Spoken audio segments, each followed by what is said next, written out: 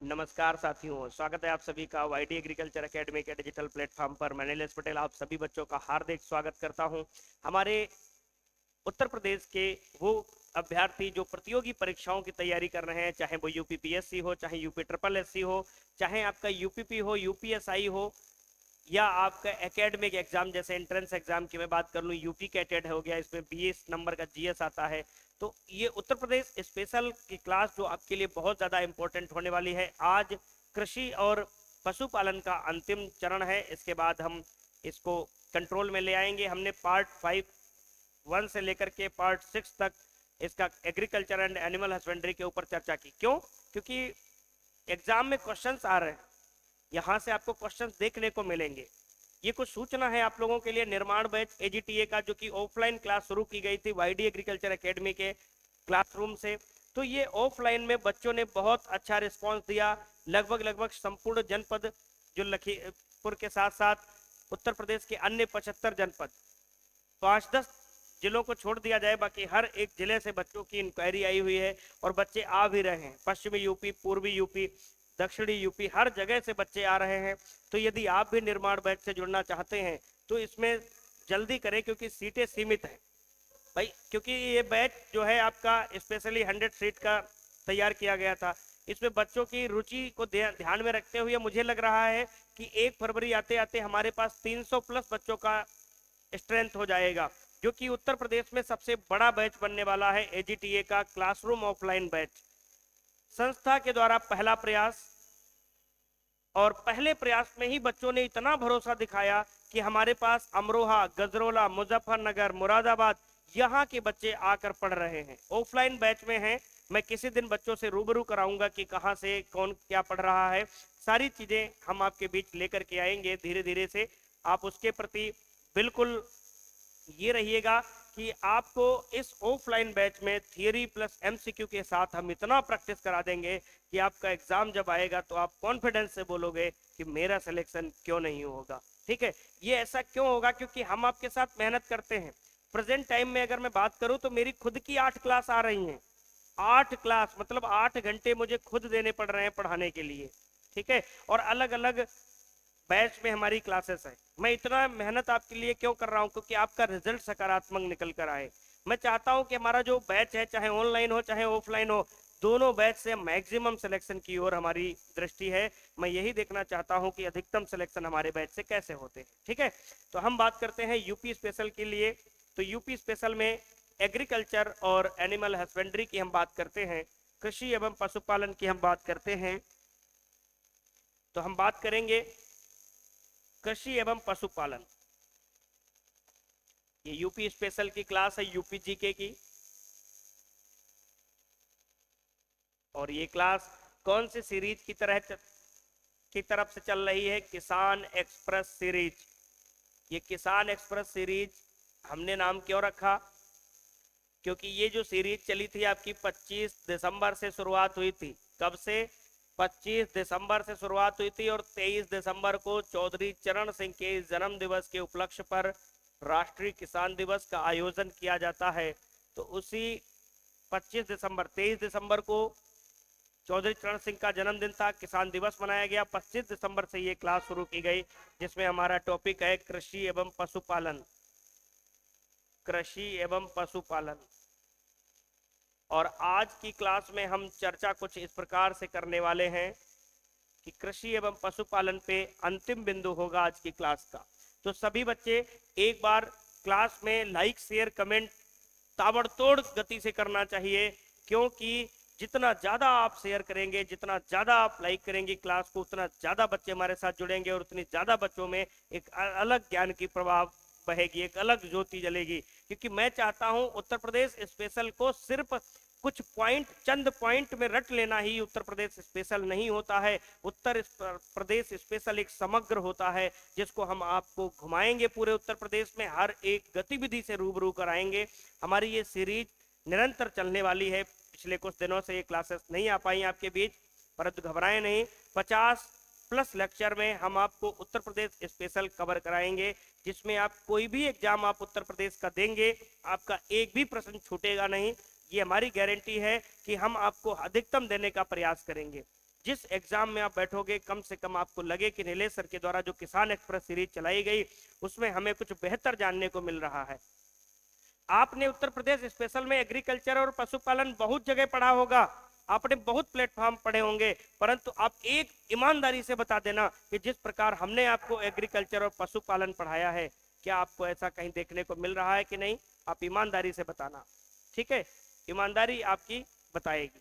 चलिए आगे हम बात करते हैं अपने क्लास में और देखते हैं अपने क्लास का आज पहला टॉपिक हमारा क्या आने वाला है। तो कल कुछ फसलों के बारे में हम चर्चा कर रहे थे, जिसमें हम बहुत सारी फसलों के बारे में जानकारी ले लिए थे, चना के बारे में हम जानकारी ले लिए थे, ठीक है? अब कुछ फसलें हम इस प्रकार यहाँ पर पढ़ेंगे, जैसे जूट के बारे में हम पढ़ेंगे, कपास के बारे में भी हम लोग पढ़ लिए थे।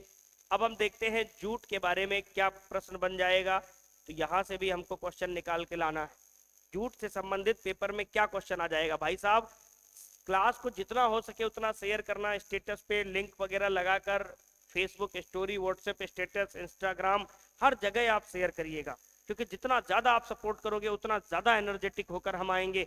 हमारा ये टीचिंग करियर का नया फेज नहीं है, परंतु अपना प्लेटफॉर्म जो वाईडी एग्रीकल्चर एकेडमी से इसको रन कर रहे हैं, इसमें थोड़ा शुरुआती फेज है, तो यदि आप सपोर्ट करेंगे तो हम आपके लिए बेहतर से बेहतर कंटेंट निकाल कर लाएंगे।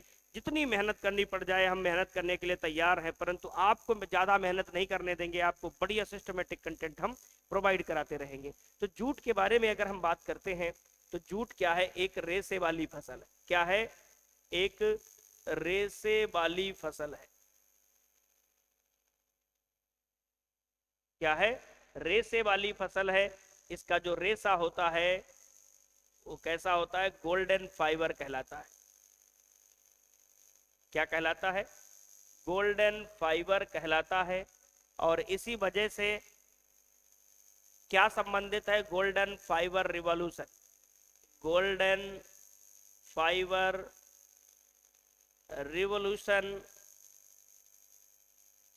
किससे संबंधित है? जूट से संबंधित है। गोल्डन फाइबर रिवॉल्यूशन किससे संबंधित है? जूट से संबंधित है। सुनहरा रेशा क्रांति किससे संबंधित है? जूट से संबंधित है। जूट में रेशा कहाँ से प्राप्त होता है? जो रेशा होता है, फाइबर होता है, वो तने से निकाला जाता है। किससे निकाला जाता है? तने से प्राप्त होता है रेशा। स्टेम फाइबर है जूट। कैसा है? स्टेम फाइबर क्रॉप है। अगर हम बात करेंगे तो इसको क्या लिख लेंगे? स्टेम फाइबर क्रॉप कौन सी है? जूट। जूट कैसी है? स्टेम फाइबर क्रॉप है। समझ में आ गया कि नहीं आ गया? अब जो रेशा होता है, रेशा जो जूट का होता है, रेशा निकालने की क्रिया, रेशा निकालने की क्रिया, तो जूट के अंदर रेशा निकालने की कुछ क्रियाएं होती हैं, जैसे रेटिंग होता है, स्ट्रिपिंग होता है और रिबोनिंग होता है। रिबोनिंग जो होता है मशीन से रेशा निकलता है, ये अपने यहाँ नहीं, ये चाइना और ताइवान में ज़्यादा प्रयोग किया जाता है। अपने यहाँ रेटिंग और स्ट्रिपिंग ही प्रयोग किए जाते हैं जूट से रेशा निकालने के लिए। अब हम बात करते हैं जूट का उत्पादन कहाँ होता है। तो जूट का उत्पादन की अगर हम बात कर लें तो सबसे ज़्यादा कहाँ होता है? भारत। भारत जूट के उत्पादन में नंबर 1 पर है। और भारत के अंदर नंबर 1 पर कौन है? फर्स्ट पे वेस्ट बंगाल है, दीदी की नगरी। फर्स्ट नंबर पे कौन है? वेस्ट बंगाल है, क्योंकि सुंदरबन का डेल्टा जूट के लिए बहुत अच्छा माना जाता है। और यूपी की अगर हम बात कर ले तो तराई क्षेत्र जूट के लिए बहुत अच्छा माना जाता है। कहाँ माना जाता है? तराई क्षेत्र जूट के लिए बहुत अच्छा माना जाता है। और यूपी के अंतर्गत बहराइच जो है सबसे ज्यादा जूट का उत्पादन करता है। कौन सा? बहराइच। और बहराइच में ही जूट रिसर्च स्टेशन है। यूपी का जूट रिसर्च स्टेशन कहाँ है? बहराइच के अंतर्गत ही आता है। तो लिखेंगे यूपी का जूट रिसर्च स्टेशन। यूपी का जूट रिसर्च स्टेशन कहाँ है? तो बहराइच में। यूपी का जूट रिसर्च स्टेशन कहाँ है? बहराइच में है। इस बात को ध्यान देना। बाकी इंडिया के अंदर जूट का जो एक इंस्टीट्यूट है NRIJAF, मतलब national research institute for jute and allied fibre, ये कोलकाता में पड़ता है जो कि वेस्ट बंगाल में है। ठीक है, तो ये हम जूट की खेती जब पढ़ाए हैं आपको, वहां पर सारी चीजें बता रखे हैं, परंतु ये यूपी स्पेशल वाले जो बच्चे हैं उनको इतना ही जानने की जरूरत है, ज्यादा जानने की जरूरत नहीं है। अगर आप जूट के बारे में बहुत ज्यादा जानना चाहते हैं तो हमारे इसी चैनल पर आप प्लेलिस्ट में जाएंगे, एग्रोनॉमी फॉर एजीटीए, उसमें जूट से संबंधित सारा कुछ बता दिया हमने, डिटेल से चर्चा की हुई है। यदि आपको बहुत विस्तार से पढ़ना है तो आप वहां पर जाके पढ़ सकते हैं। इसको आप नोट कर लीजिएगा फटाफट से, फिर हम आगे बढ़ते हैं अगले पॉइंट की ओर और देखते हैं अगले पॉइंट में हम क्या क्या कुछ पढ़ते हैं। फटाफट से इसको नोट कर लीजिएगा। चलिए अब अगली क्रॉप की ओर हम बढ़ते हैं और अगली क्रॉप की ओर हम देखते हैं कि क्या अगली क्रॉप में हमें पढ़ना है।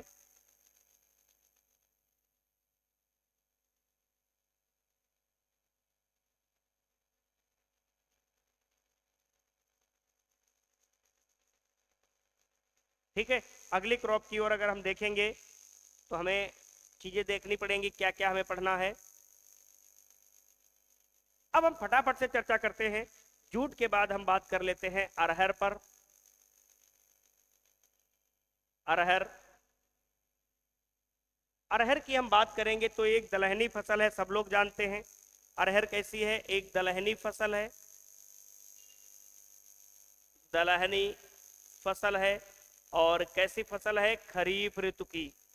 कैसी है, खरीफ ऋतु की फसल है। जूट भी भैया खरीफ ऋतु की फसल है, ये हम शुरुआत में आपको बता दिए हैं, ये खरीफ ऋतु की फसल है। कैसी है, खरीफ ऋतु की फसल है अरहर।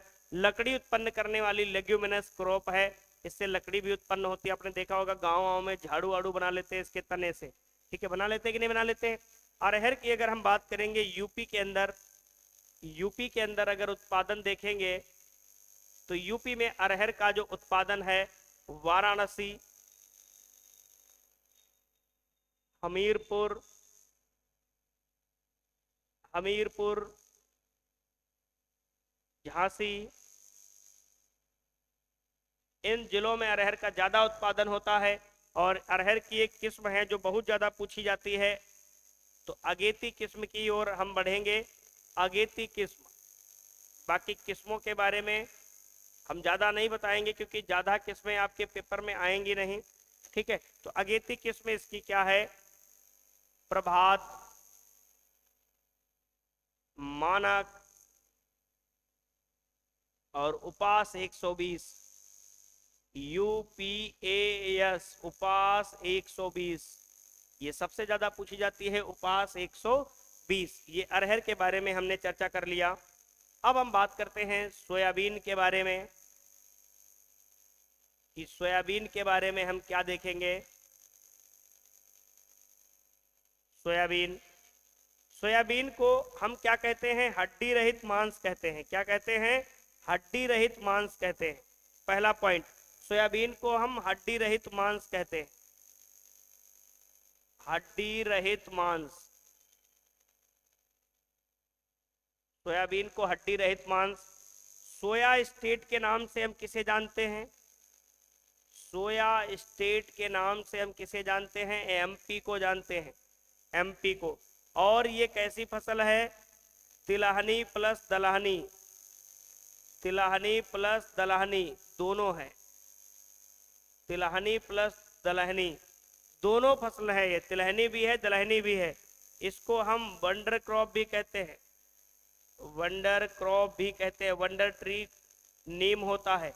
Wonder crop soybean, wonder tree नीम होता है। ये ध्यान में आ गया बात आपको। अब सोयाबीन से सोया मिल्क भी बनाया जाता है, ध्यान देना, सोया मिल्क भी तैयार किया जाता है। क्या तैयार किया जाता है, सोया मिल्क। पनीर भी इसी से बना ली जाती है, जिसको टोफू नाम का ब्रांड नेम दिया जाता है, टोफू। ठीक है, उसके बाद यूपी में अगर हम देखेंगे इसका उत्पादन कहाँ होता है, तो बुंदेलखंड क्षेत्र में होता है। कहाँ होता है, बुंदेलखंड क्षेत्र में होता है। बुंदेलखंड क्षेत्र में सोयाबीन का उत्पादन देखने को मिलता है। ये बात समझ में आ गई आपको कि सोयाबीन का प्रोडक्शन कहाँ देखने को मिलता है यूपी में, तो बुंदेलखंड रीजन में आपको सोयाबीन का प्रोडक्शन देखने को मिलेगा। कहाँ मिलेगा, बुंदेलखंड रीजन में सोयाबीन का प्रोडक्शन आपको देखने को मिलेगा। ये बातें आपको क्लियर हो गई। चलिए आगे हम बात करते हैं अन्य क्रॉप के बारे में। हम बात कर लेते हैं आलू के बारे में। आलू, आलू की कहानियां सुने होंगे, आलू कचालू बेटा कहाँ गए थे, बंदर की झोपड़ी में सो रहे थे वाली, इसकी कहानी सुने होगे नहीं सुने हो? बिल्कुल सुने होगे। हाँ, क्लास को शेयर जरूर करते रहना, लाइक वगैरह जरूर करते रहना, क्योंकि आपके शेयर लाइक से ही मास्टर को एनर्जी मिलती है। मास्टर एकदम जूनियर जी बन जाएगा, शक्तिमान बन जाएगा यदि आप लाइक शेयर और कमेंट ठोकते रहोगे। एकदम उड़ेगा, आपको लगेगा जैसे मैं यहाँ पढ़ा रहा हूँ इधर उड़ जाऊंगा, इधर उड़ जाऊंगा, ऐसे आपको लगने लगेगा। आप शेयर कमेंट करते रहिएगा, बस रुकना नहीं है, इंजॉय के साथ पढ़ाई को करना है। मतलब कहने का मतलब ये है कि बोर नहीं होना। 1 घंटे में आओ, आप इतना मस्त पढ़ के जाओ कि लगे कि हाँ गजब पढ़ा यार हमने, और हमारा फीडबैक भी अच्छा आ रहा है। ये नहीं कि सिर्फ मौज मस्ती करने आओ, मौज के साथ पढ़ाई करके जाओ, ये मैटर करेगा। हम देखते हैं आलू के बारे में। तो आलू क्या कहलाएगा? आलू भैया आपने देखा होगा आलू, जिसको हम बोलते हैं पोटैटो। ये बेचारा हर जगह आपको मिलेगा। कहाँ मिलेगा? हर जगह आपको मिलेगा, हर जगह देखने को मिलेगा आलू। मिलेगा कि नहीं मिलेगा? आलू आपको हर जगह देखने को मिलेगा। तो अब हम बात करते हैं आलू के बारे में। आलू को गरीबों का दोस्त कहते हैं। क्या कहते हैं? गरीबों का दोस्त। गरीबों का दोस्त, गरीबों का भोजन आलू, गरीबों का दोस्त आलू, गरीबों का भोजन बाजरा। तो गरीबों का दोस्त आलू। और सब्जियों का राजा, सब्जियों का राजा कौन है? आलू। सब्जियों का राजा आलू। आलू एक कंद है, आलू एक कंद है, आलू एक कंद फसल है। कैसा है? कंद है, ध्यान देना। आलू क्या है? एक कंद है। ध्यान आ गया कि नहीं आ गया? अब बात करते हैं आलू उत्पादन। उत्पादन की अगर हम बात करें तो विश्व लेवल पर अगर हम आलू की बात करें तो सबसे आगे कौन है? चीन है, और दूसरे नंबर पे हम भी हैं। और अगर भारत की हम बात करें तो भारत में आलू का सबसे ज्यादा उत्पादन कहाँ होता है? यूपी में होता है। यूपी में सबसे ज्यादा आलू का उत्पादन कहाँ होता है? तो यूपी में सबसे ज्यादा आलू का उत्पादन होता है फर्रुखाबाद। यहाँ बीड़ी भी बनती है। फर्रुखाबाद के बाद कन्नौज, कन्नौज, यहाँ भी आलू बहुत अच्छी मात्रा में होता है। उसके बाद हरदोई वगैरह, ये बेल्ट आलू के उत्पादन के लिए जानी जाती है। ध्यान देना, आलू यूपी में आलू किस ब्रांड के नाम से जाना जाता है? ताज ब्रांड के नाम से जाना जाता है। किस नाम से? ताज ब्रांड के नाम से यूपी में आलू को जानते हैं, ताज ब्रांड। तो यूपी के बाहर जब जाओगे तो आलू को किस नाम से लोग जानेंगे? ताज ब्रांड के नाम से जानेंगे। किस नाम से जानेंगे? ताज ब्रांड के नाम से जानेंगे। यूपी में आलू का अनुसंधान केंद्र कहाँ है? मेरठ में है। उत्तर प्रदेश में आलू का अनुसंधान केंद्र मेरठ में है, इसको भी लिख लेना। यूपी में आलू अनुसंधान केंद्र, आलू अनुसंधान केंद्र मोदीपुरम क्षेत्र में पड़ता है, सरदार वल्लभ भाई पटेल यूनिवर्सिटी से 3-4 किलोमीटर पहले। तो उत्तर प्रदेश में आलू अनुसंधान केंद्र आपको पड़ेगा मेरठ। तो आलू से रिलेटेड हमने जो बात कर ली ये आपके सामने है, आप इसको लिख सकते हो। ताज ब्रांड आप भूलोगे नहीं, क्योंकि ध्यान रखना यूपी स्पेशल वाले बंदे, यहां से आपके क्वेश्चन निकल के आएगा। ताज ब्रांड, आलू को बाहर के लोग किस नाम से जानेंगे? ताज ब्रांड के नाम से जानेंगे। इसको बात समझ में आ गई? चलिए आगे बढ़ते हैं हम। अब कुछ उद्यानिकी फसलों पे भी हम चर्चा कर लेते हैं। जो उद्यानिकी फसलें हैं, हॉर्टिकल्चर वाली जो क्रॉप्स हैं, आप इसको फटाफट से लिख लीजिएगा।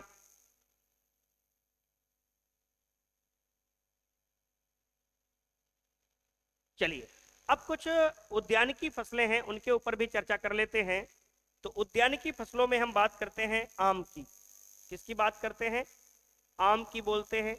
आम, मैंगो बोलते हैं। इसको क्या बोलते हैं? राष्ट्रीय फल बोलते हैं। क्या बोलते हैं? राष्ट्रीय फल। आम को बोलते हैं राष्ट्रीय फल, और इसको बोला जाता है फलों का राजा। फलों का राजा, और इसको बोला जाता है बाथरूम फल। क्या बोला जाता है? बाथरूम फल। इतने नामों से हम आम को जानते हैं। कितने नामों से जानते हैं? ये आपके सामने लिखे हुए हैं। आम, ये चर्चा हमने कर दी आम। अब हम बात करते हैं आम का उत्पादन। तो उत्पादन से संबंधित अगर हम बात करें, तो उत्पादन से संबंधित जब हम बात करते हैं तो सबसे ज्यादा उत्पादन कहाँ होता है? यूपी फर्स्ट रैंक पर है। यूपी फर्स्ट रैंक पर है आम के उत्पादन में। और उत्तर प्रदेश में कौन सा एरिया आम के उत्पादन को ज्यादा बनाता है, ज्यादा पैदा करता है? मध्य यूपी और पश्चिमी यूपी। मध्य यूपी और पश्चिमी यूपी जो है वो आलू के, आम के प्रोडक्शन में, सॉरी, ज्यादातर प्रोडक्शन करता है। मतलब मध्य यूपी और पश्चिमी यूपी। ये बात हमें समझ में आ गई आम से रिलेटेड। अब हम बात करते हैं आम से रिलेटेड आम। तो हम बात कर लेते हैं सबसे पहले दशहरी। दशहरी, जिसे आमों का राजा कहते हैं। सभी आम में आमों का राजा बोलते हैं दशहरी को, आमों का राजा। और दशहरी सबसे ज्यादा कहाँ होता है? अपने लखनऊ में होता है। कहाँ होता है? लखनऊ में सबसे ज्यादा दशहरी का प्रोडक्शन होता है। दूसरा हम बात करते हैं सफेदा व चौसा। सफेदा व चौसा सबसे ज्यादा कहाँ होता है? चौसा सबसे मीठा आम का एक प्रजाति होता है। सफेदा व चौसा सबसे ज्यादा सहारनपुर में आपको देखने को मिलेंगे। कहाँ देखने को मिलेंगे? सहारनपुर में आपको पैदा होते हुए दिखाई पड़ेंगे। लंगड़ा व चौसा, लंगड़ा व चौसा आम की किस्म है। लंगड़ा व चौसा, लंगड़ा व चौसा आपको देखने को मिलेंगे वाराणसी। कहाँ देखने को मिलेंगे? वाराणसी में देखने को मिलेंगे आपको। और यदि हम बात करें रटौल, रटौल आम, रटौल आम आपको देखने को मिलेगा बागपत और मेरठ। बागपत और मेरठ में आपको रटौल आम देखने को मिलेगा। ध्यान देना, रटौल आम को 2021 में जीआई टैग दिया गया। आप इसको लिख लेना, जीआई टैग। बागपत और मेरठ क्षेत्र के लिए 2021 में रटौल आम को जीआई टैग दिया गया। अब आम को किस नाम से जानते हैं? नवाब ब्रांड के नाम से जानते हैं। किस नाम से जानते हैं? नवाब ब्रांड के नाम से आम को जानेंगे। तो ये भी ध्यान देना, आम को किस ब्रांड के नाम से हम लोग जानेंगे? नवाब ब्रांड के नाम से जानेंगे। कभी भी आ जाए तो आप ध्यान देना, नवाब ब्रांड के नाम से किसे हम लोग जानेंगे? बाहर के लोग आम को किस नाम से जानेंगे? नवाब ब्रांड के नाम से जानेंगे। ठीक है, तो ये आम के बारे में जो भी उत्तर प्रदेश स्पेशल में पूछा जाए आप लिख सकते हैं। आम के लिए, दशहरी के लिए जो लखनऊ का एरिया है, मलिहाबाद, मलिहाबाद, यहाँ पर ज्यादातर आम का प्रोडक्शन होता है।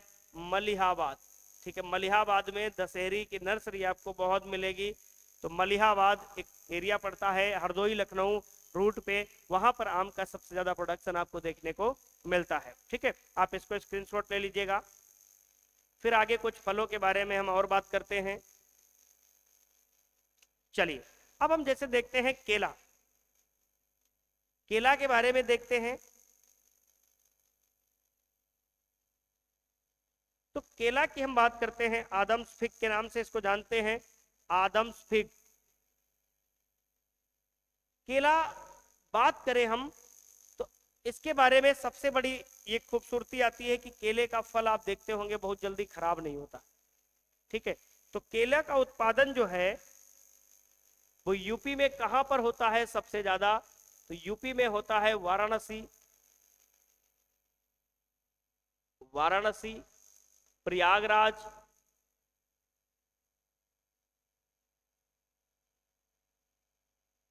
यहां पर केले का उत्पादन ज्यादा देखने को मिलेगा।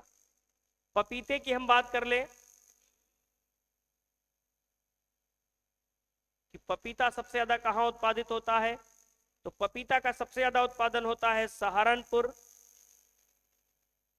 सहारनपुर और आपका उन्नाव जनपद, ये पपीते का सबसे ज्यादा प्रोडक्शन करते हैं, सहारनपुर और उन्नाव। उसके बाद हम बात करते हैं संतरा,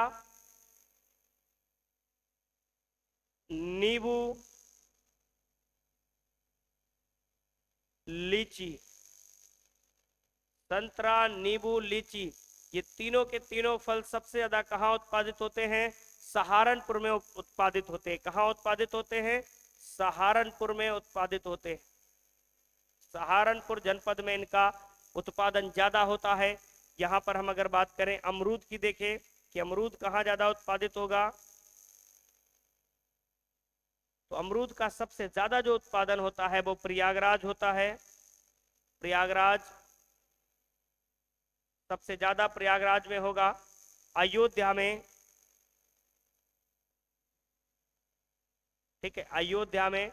ये आपके कुछ फलों के बारे में चर्चा करनी थी जो उत्तर प्रदेश के परिप्रेक्ष्य में ये इंपॉर्टेंट थे।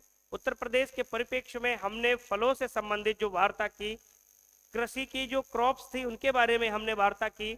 अब हम आपको कुछ पशुपालन के बारे में चर्चा कर लेते हैं, और पशुपालन क्या है हमारे उत्तर प्रदेश का, इसके बारे में भी हम जान लेते हैं। आप इसका फटाफट से स्क्रीनशॉट ले लीजिएगा, फिर हम पशुपालन के बारे में बात करेंगे। चलिए अब हम देखते हैं पशुपालन के बारे में। अब पशुपालन की हम बात करते हैं तो सबसे पहले हम कुछ समझते हैं। सबसे पहले हमारा मानव आखेटक था। क्या था? मानव था, वो आखेटक था, फिर पशुपालक बना, फिर क्या बना? वो कृषि कार्य करने लगा। तो मानव या कृषि का विकास देखेंगे तो सबसे पहले मानव जंगलों में निवास करता था, जंगली पशुओं का शिकार करके खाता था, आखेटक था। बाद में उसने कुत्ते का पालन शुरू किया। कुत्ते के पालने का जो साक्ष्य मिलता है हमें 10,000 BC ईरान से मिलता है हमको, ठीक है। तो कुत्ते को पालना मनुष्य ने शुरू किया। किस उद्देश्य से? कुत्ता जंगली जानवरों के शिकार करने में उनकी हेल्प करता था। धीरे धीरे जब जंगली जानवरों की संख्या तो सीमित थी और मनुष्यों की संख्या बढ़ रही थी, तो उनके खाद्य संकट निकट भविष्य में आने वाला था। इस वजह से वो कुछ पशुओं को पालना शुरू किए, जिसमें वो सबसे पहले भेड़ को पालना शुरू किया। पालतू पशुओं में भेड़ को पालना शुरू किया। 8700 BC में भेड़ को उन्होंने पालना शुरू किया। जब पशुओं को पालना शुरू किया तो पशु अपने खाने के लिए जंगली पौधों, पेड़ पौधों को खाते थे। एक समय ऐसा आने लगा कि उनको खाने के लिए भी दिक्कतें आने लगी, जंगली वनस्पतियां खत्म होने लगी। तो जो मानव था उसने जंगली बीजों को कहीं ना कहीं मिट्टी में डालना शुरू किया, उससे पौधे उगने बने और उनसे उनको चारे के रूप में उनको खिलाने लगा। धीरे धीरे कृषि का विकास हो गया। लौह क्रांति आने के बाद हम एग्रीकल्चर एरा में कूद गए, मतलब लोहे की क्रांति ने कृषि में अमूलचूल परिवर्तन किया। कहने का मतलब है, तो कृषि कैसे बनी? पशुओं के चारण से ही धीरे धीरे आने वाले समय में हम कृषि की ओर मूव कर गए, और आज हम कृषि प्रधान देश और कृषि प्रधान प्रदेश में रह रहे हैं और अपने गर्व से कह रहे हैं कि हम एक एग्रीकल्चर सेक्टर को ज्यादा वरीयता दे रहे हैं, ज्यादा मजबूती प्रदान करेंगे। एग्रीकल्चर सेक्टर बोन है हमारी इकोनॉमी की। कहते हैं कि नहीं कहते? शुरुआत में हम पशुपालक थे, आखेटक थे, पशुपालक थे, फिर बाद में हम एग्रीकल्चर की ओर एंट्री किए। अब हम पशुपालन की बात करते हैं। उत्तर प्रदेश में पशुपालन, यूपी और पशुपालन,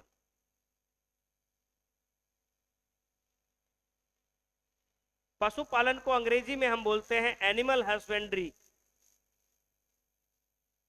एनिमल हस्बेंड्री, हस्बेंड्री मतलब हस्बैंड से निकल कर आया है हस्बेंड्री, और हस्बैंड का मतलब क्या होता है? केयर करना।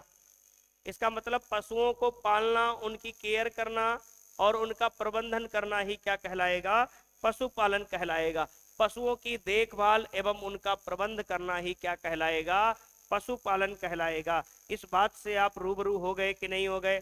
और जब हम पशुओं को आर्थिक उद्देश्य से पालते हैं तो उसे हम क्या कहते हैं? पशुधन कहते हैं। क्या कहते हैं? पशुधन कहते हैं। पशुधन को अंग्रेजी में हम बोलेंगे लाइव स्टॉक, लाइव स्टॉक बोलते हैं। क्या होता है पशुधन? जब पशुओं को आर्थिक उद्देश्य से पाला जाता है, जिन पशुओं को आर्थिक उद्देश्य से पाला जाता है उन पशु को पशुधन कहा जाता है। तो लिख लेंगे, जिन पशुओं को आर्थिक उद्देश्य से पाला जाता है, जिन पशुओं का पालन, जिन पशुओं का पालन आर्थिक उद्देश्य से किया जाता है, जिन पशुओं का पालन आर्थिक उद्देश्य से किया जाता है, आर्थिक उद्देश्य से किया जाता है, किया जाता है, वे पशु पशुधन कहलाते हैं। वे पशु पशुधन कहलाते हैं। पशुधन कहलाते हैं। पशुधन में कौन कौन से आ जाते हैं, जरा हम ध्यान देते हैं। पशु और पक्षी दोनों आएंगे, पशु और पक्षी दोनों आएंगे। तो पशु में कौन कौन से आ जाएंगे? गाय, भैंस, भेड़, बकरी। गाय, भैंस, भेड़, बकरी, सुअर, कहीं कहीं सूकर लिखते हैं इसको, ऊंट, ठीक है, यॉक, मिथुन, ठीक है। तो ये जो पशु हैं ये पशुधन की श्रेणी में आएंगे, जिनको हम पालते हैं किस उद्देश्य से? या तो कृषि कार्य के लिए, या बोझा ढोने के लिए, या मांस उत्पादन के लिए, या खाल उत्पादन के लिए, या फिर हम दुग्ध उत्पादन के लिए पालते हैं। और सारा का सारा हमारा आर्थिक रूप से मैनेज होता है। तो इन पशुओं को हम क्या कहेंगे? पशुधन बोलेंगे। पक्षियों में बात करेंगे तो मुर्गी, बतख, तीतर, बटेर, शुतुरमुर्ग,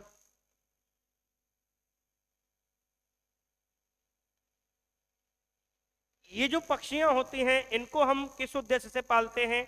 एक तो मनोरंजन के लिए, जैसे मुर्गी की एक नस्ल है असील। असील लखनऊ के आसपास गोमती वाला जो बेल्ट है, गोमती नदी वाला, वहां पर पाई जाती है। मूल स्थान इसका लखनऊ के आसपास का क्षेत्र है। असील जो होती है फाइटिंग ब्रीड के नाम से जानी जाती है। लड़ाकू मुर्गी मनोरंजन के लिए पाली जाती है। पश्चिमी यूपी में जाइए या मुरादाबाद साइड में तो इसको लोग पालते हैं, आपस में लड़ाई करवाते हैं, उससे पैसा भी मिलता है। मुर्गी, बत्तख, तीतर, बटेर, शुतुरमुर्ग, इनसे मांस और अंडा उत्पादन के लिए इनको पाला जाता है। ये सब लाइव स्टॉक की श्रेणी में आते हैं। किसमें आते हैं? लाइव स्टॉक की श्रेणी में आते हैं। तो ये हमने यूपी में पशुपालन के बारे में थोड़े टर्म जाने, पशुपालन किसे कहेंगे, पशुधन किसे कहेंगे, ये बात हम अच्छी तरीके से समझ में आ गई अपने को। अब हम पशुधन के बारे में बात करते हैं थोड़ा, कि पशुधन के बारे में हम थोड़ी चर्चा कर लेते हैं।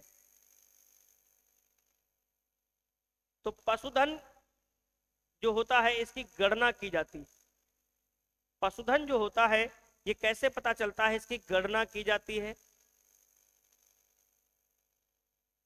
इसकी गणना की जाती है और इसकी फर्स्ट जो गणना थी, जो फर्स्ट गणना थी वो कब हुई थी? 1919 में। पहली जो गणना थी पशु की वो 1919 में हुई और प्रत्येक 5 वर्ष पर होती है। कितने? प्रत्येक 5 वर्ष पर होती है। हम लोगों की जनगणना कितने वर्ष पर होती है? प्रत्येक 10 वर्ष पर होती है। ध्यान देना, पंडित दीनदयाल उपाध्याय राज्य ग्रामीण जो संस्थान है बक्सी का तालाब लखनऊ में स्थित है, वहां जनगणना की जिम्मेदारी दे दी गई है, पशुगणना की जिम्मेदारी दे दी गई है। सॉरी, जनगणना नहीं, पशुगणना की जिम्मेदारी। तो पहली गणना जो है 1919 में हुई और जो 20वीं जो अंतिम गणना है जिसका डेटा हम पढ़ेंगे, 20वीं गणना की हम बात करते हैं, ये कब हुई? तो 20वीं गणना हुई 2019 में। कब हुई? 2019 में। और 21वीं गणना की बात चल रही है। 21वीं गणना की बात चल रही है। तो इस गणना के बारे में अगर हम देखा जाए, इस गणना में अगर हम देखें, 20वीं पशु गणना में देखें तो हम यहाँ से कुछ चीजें निकाल कर लाते हैं यूपी के बारे में और कुछ डेटा हम आपके बीच शेयर करना चाहते हैं। तो जैसे हम देखेंगे गौवंश की बात करेंगे, गौवंश की बात करेंगे तो गौवंश में गाय से संबंधित सभी चीजें आएंगी। तो लगभग लगभग 19 मिलियन, कितनी, 19 मिलियन जो है इनकी संख्या है किसकी, गौवंश की, जो कि यूपी हमारा दूसरे नंबर पे है, वेस्ट बंगाल पहले नंबर पर है और यूपी हमारा दूसरे नंबर पे है। ये ध्यान देना, यूपी हमारा दूसरे नंबर पे है गौवंश की श्रेणी में अगर देखा जाए। उसके बाद हम देखते हैं भैंस, जिसको हम महिष वंशी की श्रेणी में रखते हैं। भैंस, जैसे हम इसको गौवंश बोलते हैं, इसको महिष वंश बोलते हैं। तो भैंस की जो संख्या है यूपी में 33 मिलियन के आसपास है, 33 मिलियन। तो ये जो भैंस की संख्या में यूपी जो है टॉप पे है, यूपी जो है पहले नंबर पे है, नंबर 1 पे है, ठीक है। उसके बाद हम बात करते हैं, बकरी की बात कर लेते हैं। बकरी, तो बकरी की संख्या उत्तर प्रदेश में कितनी है, 14.4 मिलियन, 14.4 मिलियन। और यूपी का स्थान तीसरा है बकरी के प्रोडक्शन में, कितना है, तीसरा है। अगर हम भेड़ की बात कर लें यूपी में कि भेड़ की संख्या कितनी है, तो भेड़ की संख्या 9.85 लाख, ये भेड़ की संख्या है उत्तर प्रदेश के अंतर्गत, ठीक है। ये भेड़ की संख्या, तो ये ऐसे पशु हैं जिनके बारे में हम जानते हैं। बकरी की संख्या में उत्तर प्रदेश का तीसरा स्थान है, गौवंश में दूसरा है, भैंस में पहला स्थान है। तो कुछ ये 20वीं पशु गणना की जो रिपोर्ट थी उसके बारे में हम लोगों ने उत्तर प्रदेश के बारे में कुछ इस प्रकार से पढ़ा। अब हम उत्तर प्रदेश में कुछ पशुपालन के डेटा पर चर्चा कर लेते, पशुपालन के डेटा पे चर्चा करते हैं। तो हम बात करते हैं सबसे पहले दुग्ध उत्पादन पे। तो हम दुग्ध उत्पादन की जब बात करेंगे कि हमारा दुग्ध उत्पादन भारत का कितना है और प्रदेश उसमें कितनी हिस्सेदारी दे रहा है, इस पर चर्चा करने वाले हैं। तो दुग्ध उत्पादन की बात करते हैं तो भारत का जो दुग्ध उत्पादन है, जो भारत का दुग्ध उत्पादन है वर्तमान समय में 239.30 मिलियन टन, कितना है, 239.30 मिलियन टन जो है ये भारत का दुग्ध उत्पादन है। इसमें यूपी की हिस्सेदारी कितनी है, तो यूपी की हिस्सेदारी की हम बात करते हैं, इसमें टॉप 5 स्टेट की बात कर लेते हैं। तो यूपी इसमें 16.21% का योगदान देता है। उसके बाद राजस्थान 14.51% का योगदान देता है। एमपी की बात कर लेते हैं, 8.91% का योगदान देता है। उसके बाद हम गुजरात की बात कर लेते हैं, 7.65% का योगदान देता है। उसके बाद हम महाराष्ट्र की बात कर लेते हैं, एमएच 6.71% का योगदान देता है। ये टॉप 5 स्टेट ऐसे हैं जो भारत के मिल्क प्रोडक्शन में इतना ज्यादा बढ़ चढ़कर भाग लेते हैं, ठीक है। तो हमने देखा कि उत्तर प्रदेश दुग्ध उत्पादन में कितना योगदान दे रहा है, 16.21%, पहले स्थान पर। फर्स्ट रैंक किसकी है, उत्तर प्रदेश की है दुग्ध उत्पादन में। और उत्तर प्रदेश के अंतर्गत सर्वाधिक दुग्ध उत्पादन कहाँ होता है, यूपी में मेरठ मंडल जो है वो दुग्ध उत्पादन में नंबर 1 पर है। कौन सा, मेरठ मंडल, बुलंदशहर, बागपत, ये क्या है, फर्स्ट रैंक पर है। जितने भी यूपी में 17 मंडल, 10 मंडल जो भी आप लोग पढ़ते हो, ठीक है। तो अब हम बात करते हैं यूपी के 10 मंडल में हम पहला स्थान किसको रखते हैं, मेरठ मंडल को रखते हैं। पहला स्थान किसका है, मेरठ मंडल का। तो पूरे उत्तर प्रदेश का दुग्ध उत्पादन कितना है, ये है। यूपी का योगदान कितना है, 16.21%। आप देख लेना कि उत्तर प्रदेश का योगदान आपसे पूछा जा सकता है कि कुल भारत के दुग्ध उत्पादन में उत्तर प्रदेश कितना परसेंट योगदान दे रहा है, 16.21%। उत्तर प्रदेश पहले रैंक पर है दुग्ध उत्पादन में। बीच में थोड़े दिन के लिए राजस्थान आ गया था, परंतु फिर उत्तर प्रदेश ने बाजी मार ली और पहले नंबर पे उत्तर प्रदेश आ गया। तो ये है दुग्ध उत्पादन का डेटा। अब हम अगर बात करें पर कैपिटा मिल्क अवेलेबिलिटी कितनी है, दुग्ध उपलब्धता की अगर हम बात करें, दुग्ध उपलब्धता, तो दुग्ध उपलब्धता कितनी है भारत की, 400 71 ग्राम पर डे पर कैपिटा, मतलब एक व्यक्ति के लिए कितना दूध उपलब्ध है? 471 ग्राम। कितना? 471 ग्राम दुग्ध जो है पर डे प्रति व्यक्ति के लिए अवेलेबल है। यहां तक हमने बात कर ली उत्तर प्रदेश में दुग्ध के बारे में। अब उत्तर प्रदेश में और क्या एनिमल हस्बेंड्री से पूछा जा सकता है? तो मांस उत्पादन के बारे में अगर हम बात करें कि मांस उत्पादन कितना है,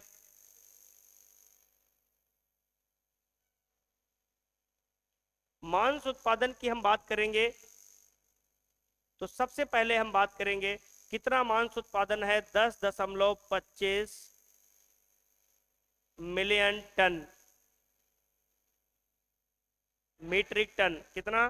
10.25 मीट्रिक टन जो है पूरे भारत का ये मांस उत्पादन है, पूरे भारत का ये मांस उत्पादन है। और इसमें डेटा चेंज हुआ है अभी कि उत्तर प्रदेश का कितना रोल है इस मांस उत्पादन में। तो सबसे ज्यादा रोल है वेस्ट बंगाल का, 12.6% जो है मांस पूरे इंडिया में वेस्ट बंगाल उत्पादित करता है। दूसरे नंबर पे अपना यूपी है जो 12.2% मांस का उत्पादन करता है। इसका जो रैंक है वो है सेकेंड। तो उत्तर प्रदेश मांस उत्पादन में अब वर्तमान स्थिति में किस नंबर पे आ गया है?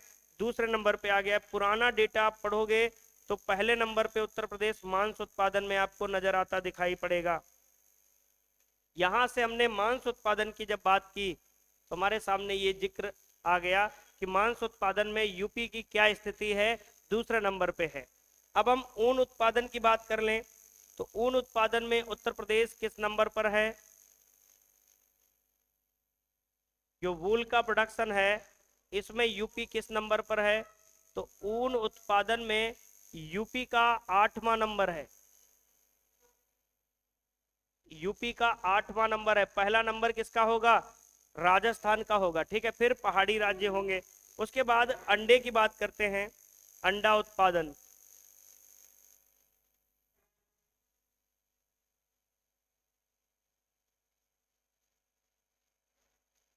अंडा उत्पादन की जब हम बात करते हैं तो यूपी का जो स्थान है 9वां स्थान है, यूपी का 9वां स्थान है। पहला किसका है? आंध्र प्रदेश का है। फर्स्ट किसका है? आंध्र प्रदेश का है।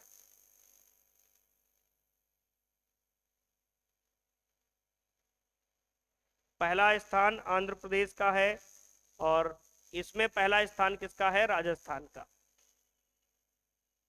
ऊन उत्पादन में पहला स्थान किसका है? राजस्थान का। अपना यूपी का 8वां नंबर का है।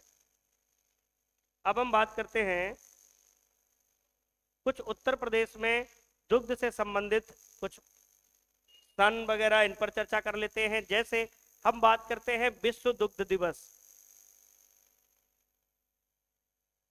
विश्व दुग्ध दिवस,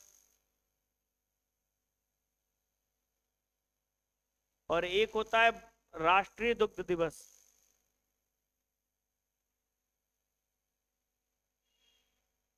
राष्ट्रीय दुग्ध दिवस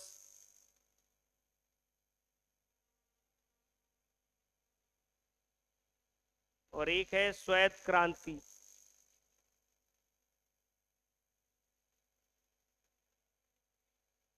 उसके बाद है ऑपरेशन फ्लड।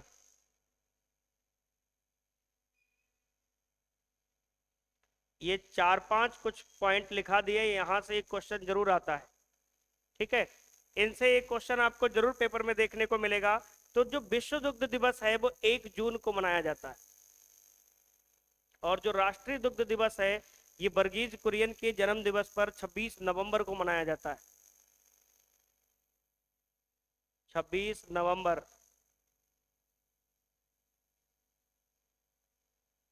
और हम बात करते हैं, लिख लेते हैं 26 नवंबर डॉक्टर वर्गीज कुरियन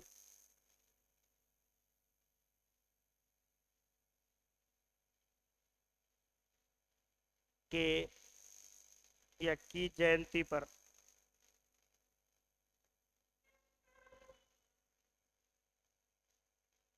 ठीक है, श्वेत क्रांति किससे संबंधित है? दुग्ध उत्पादन। दुग्ध उत्पादन। ऑपरेशन फ्लड किससे संबंधित है? दुग्ध उत्पादन। दुग्ध उत्पादन, ये ऑपरेशन फ्लड की कहानी हो गई। इसके बाद ऑपरेशन फ्लड से यूपी के केस में क्या क्वेश्चन आ सकता है? तो जो ऑपरेशन फ्लड चला था इसके कुछ चरण चले थे, पहले दूसरे तीसरे। तो ऑपरेशन फ्लड के हम चरणों पे बात कर लेते हैं।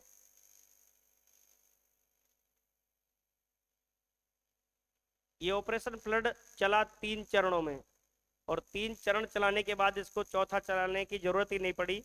तो पहला जो चरण था, प्रथम चरण, ये चला था 1970 से। मेरठ से इसकी शुरुआत हुई थी 1980 तक, ये पहला चरण चला। इसी चरण में माना जाता है 1970 से 71 के बीच में यूपी के 8 जिलों में ये चलाया गया था। यूपी के 8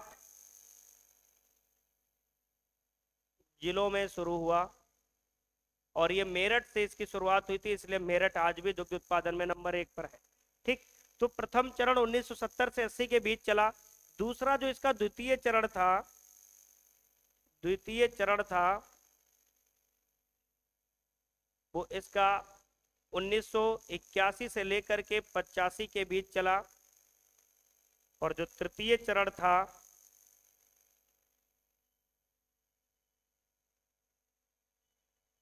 वो इसका तृतीय चरण चला 1985 से लेकर के 96 तक। और 1996 में ये तीसरा चरण चला। उसके बाद भारत नंबर 1 पर आ गया दुग्ध उत्पादन में। इससे पहले भारत दुग्ध उत्पादन में नंबर 1 पे नहीं था। जैसे ही 1996 में तृतीय चरण कंप्लीट हुआ, 1997 में भारत नंबर 1 पर आया और आज भी पहले ही नंबर पे है। मतलब 25 सालों से वो खिताब भारत के पास है, 25 प्लस सालों से ज्यादा। तृतीय चरण में उसने 30 कम से कम डेयरी संघ की स्थापना भी की गई। ये तीनों चरण जो ऑपरेशन फ्लड के थे, ये किसके द्वारा चलाए गए? डॉक्टर वर्गीज कुरियन के द्वारा। तो ऑपरेशन फ्लड की अगर हम शुरुआत की बात करेंगे तो डॉक्टर बी कुरियन के द्वारा इसकी शुरुआत हुई। वर्गीज कुरियन, इन्हें ही श्वेत क्रांति का जनक कहा जाता है। श्वेत क्रांति का जनक।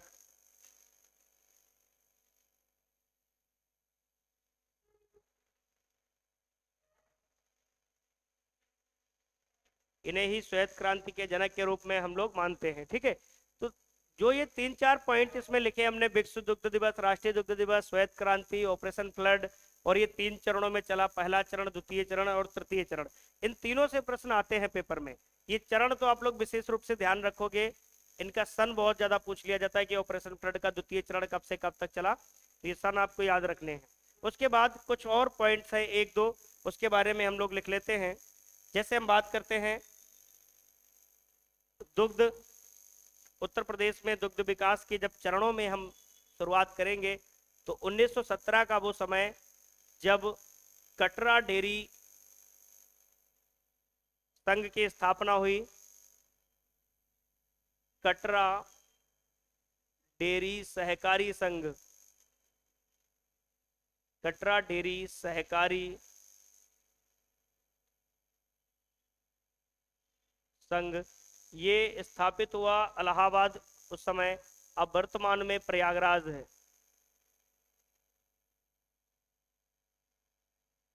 उसके बाद 1938, कहीं कहीं इनके सन बहुत अलग मिलेंगे, 1907 इसको मिलेगा और ये 1937 मिलेगा।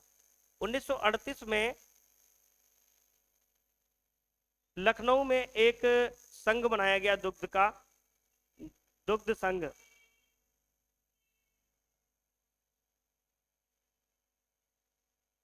लखनऊ दुग्ध संघ, इसको प्रथम दुग्ध संघ की संज्ञा भी दी गई। लखनऊ में दुग्ध संघ की स्थापना की गई। उसके बाद 1962 में पीसीडीएफ की स्थापना की गई लखनऊ के अंतर्गत। पीसीडीएफ मतलब प्रादेशिक प्रादेशिक कोऑपरेटिव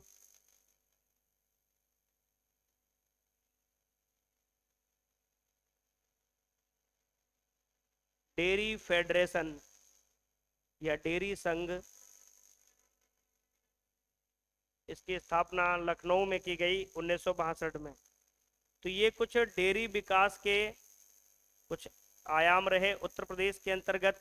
उसके बाद 1976 का वो समय था जब दुग्ध अधिनियम लाया गया उत्तर प्रदेश का। 1976 यूपी दुग्ध अधिनियम।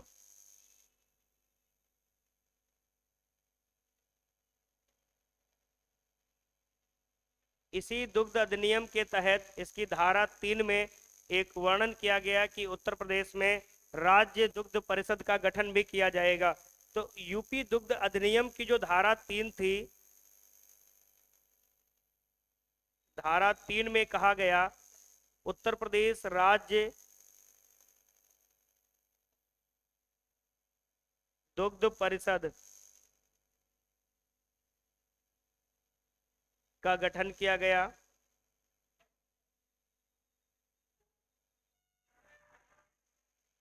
ये कुछ क्रांतिकारी परिवर्तन हुए उत्तर प्रदेश में, जिस कारण उत्तर प्रदेश आज हमारा दुग्ध उत्पादन में नंबर 1 है और मांस उत्पादन में भी नंबर 1 था, परंतु बंगाल ने पीछे कर दिया। अब उत्तर प्रदेश को दूसरे नंबर पे आ गया उत्तर प्रदेश मांस के उत्पादन में। आज की क्लास में हमने बहुत सारा डेटा लिखवा दिया, हो सकता है आपके दिमाग में कुछ ना कुछ हलचल मच जाए, ठीक है, क्योंकि ये क्लास ही था डेटा बेस्ड पूरा। अगर हम पूरी क्लास के बारे में बात करें, सारा डेटा ही हमने पढ़ाया है आज।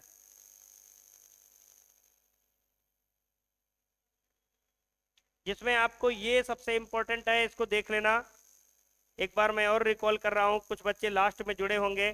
ताज ब्रांड, इसको आप इंपॉर्टेंट बना लेना, क्योंकि आजकल के पेपर में बहुत ज्यादा आ रहा है कि जो उत्तर प्रदेश से बाहर जब हम जाएंगे तो आलू को हम लोग ताज ब्रांड के नाम से जानेंगे। उत्तर प्रदेश के अंदर तो हम लोग इसको आलू ही कहते हैं, परंतु जब बाहर के स्टेट्स में जाएंगे जैसे महाराष्ट्र, राजस्थान, गुजरात, हिमाचल, तो वहां आलू को किस नाम से जाना जाएगा? ताज ब्रांड के नाम से जाना जाएगा। एक आलू का अनुसंधान और है सीपीआरआई। सीपीआरआई जिसको बोलते हैं केंद्रीय आलू अनुसंधान संस्थान। केंद्रीय आलू अनुसंधान संस्थान।